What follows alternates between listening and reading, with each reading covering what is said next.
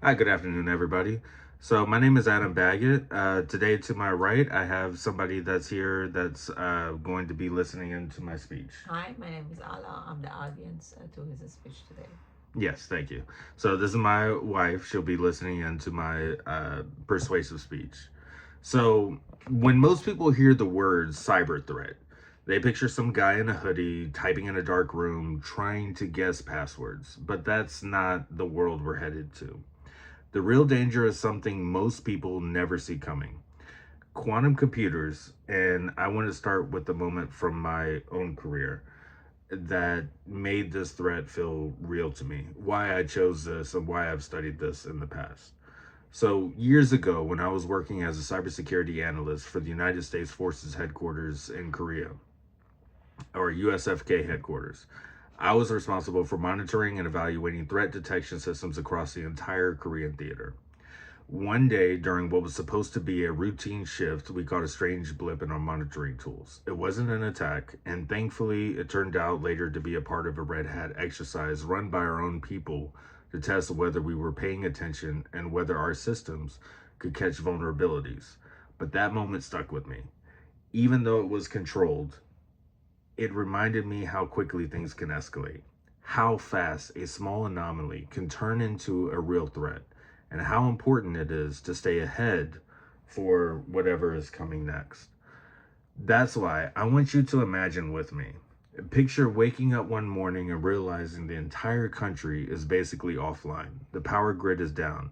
Banks can't verify balances. Hospitals can't access patient records. Traffic systems, satellites, even military communication channels are all frozen. And all of that could happen without a single physical attack. Just a hostile nation using a quantum computer to break the encryption that protects our digital world. It sounds dramatic, but it's not science fiction at all. It's a very real possibility and it's getting closer every year. This matters to all of us because we depend on encrypted systems constantly.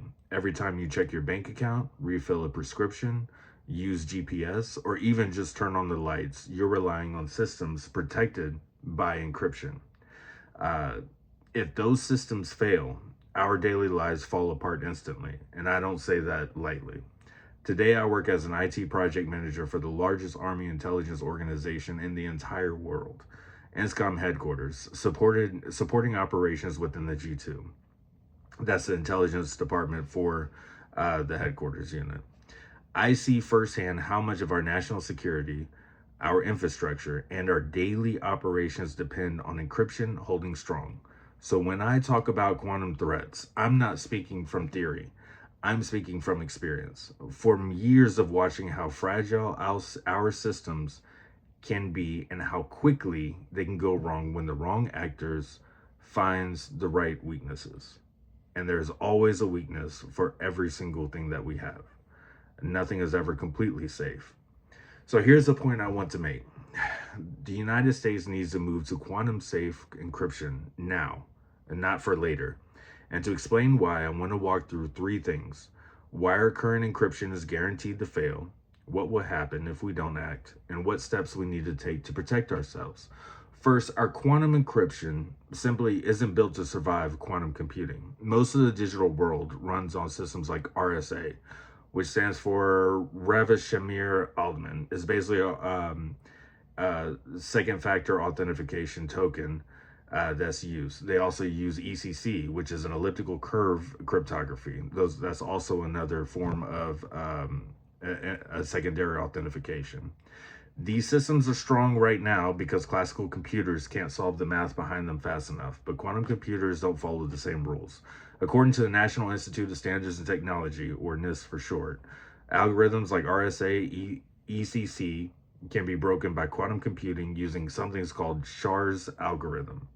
That's not speculation. That's directly from NIST's 2022 post quantum cryptographic report.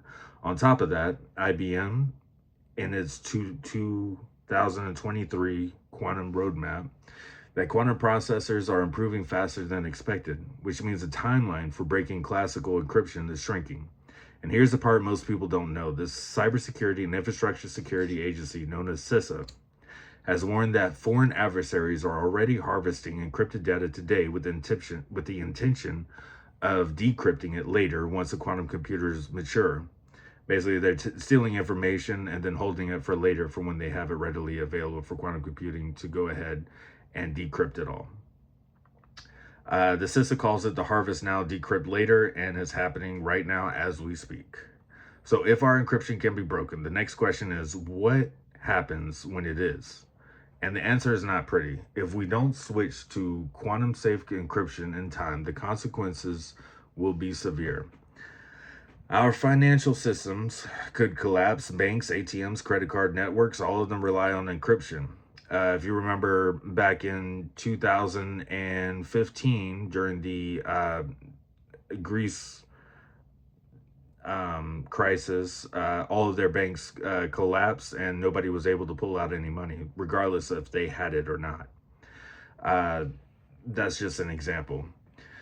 So frozen transactions, manipulated markets, critical infrastructure could all be shut down. Power grids, water systems, transportation networks, all of them depend on encrypted control systems. A quantum breach could disable or hijack them.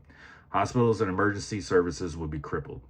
Doctors wouldn't be able to access patient records, ambulances wouldn't be able to communicate, and life-saving equipment could be compromised. And on top of all that, national security would be at risk. The Department of Defense has already warned that quantum attacks could compromise classified communication, satellite systems, and military networks. And from my own experience working with the Army intelligence, I can tell you that if those systems fail, the consequences are immediate and very dangerous. The good news is that we already have solutions, but we aren't moving fast enough.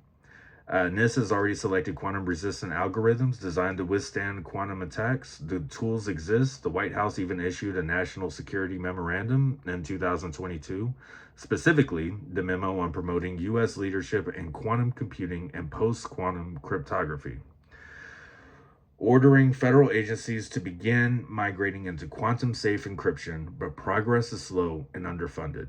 Some agencies are moving, some are not, and many don't even have a full inventory of what needs to be upgraded.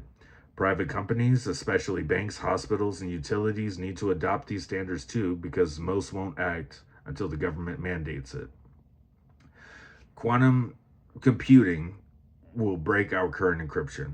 That's not a prediction, it's a mathematical certainty. And when it happens, the consequences will be severe. Financial collapse, infrastructure failure, compromised hospitals, national security breaches, personal identifying information gone. That's why the United States must adopt quantum safe encryption now, not after the first attack. By the time the first quantum attack happens, it will already be too late to fix the damage. The technology exists, the warnings are clear, the threat is real. Now we need the urgency to match it. Thank you for listening.